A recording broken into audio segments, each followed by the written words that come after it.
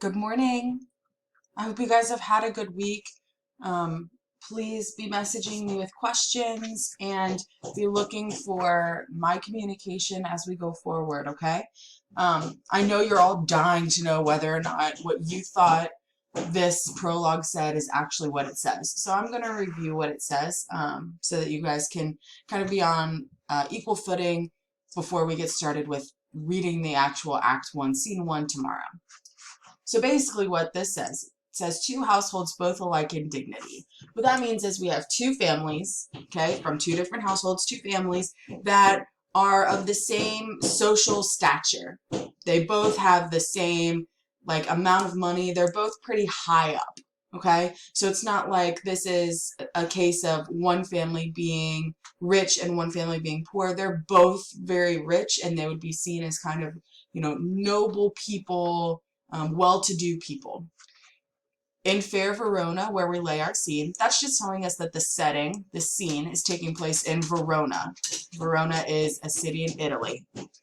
From ancient grudge break to new mutiny. This means that they've had a grudge, a fight, an issue with each other for a long time. Ancient.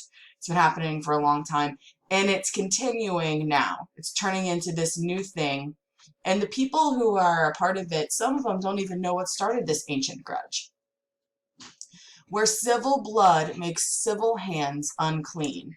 So we're going to see some fighting in the streets. So civil means kind of like public, of the people. So people's blood makes other people's hands unclean. It's going to come in the form of murder, right? Blood on their hands, unclean hands. We're going to have some murder. We're going to have some fighting.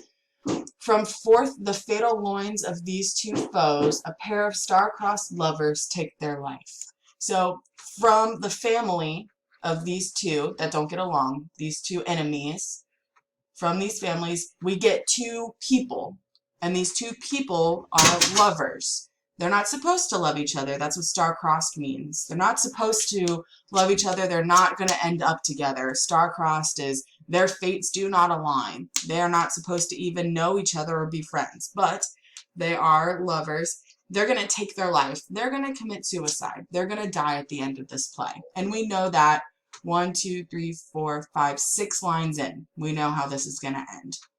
Whose misadventured piteous overthrows doth with their death bury their parents' strife. So when they die, they're going to end this battle, this fight between their parents. They're going to bury with them their parents' problems.